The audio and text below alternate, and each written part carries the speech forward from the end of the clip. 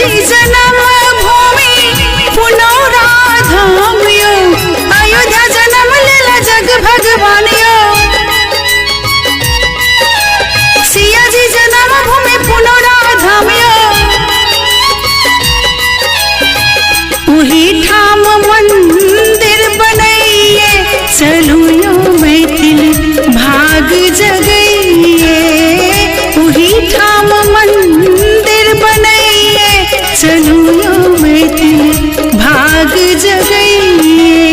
जे कियो जाइब राम जी दुआरी, सीता दर्श बिनु रहत उधारी। जे कियो जाइब राम दुआरी, सिया के दर्श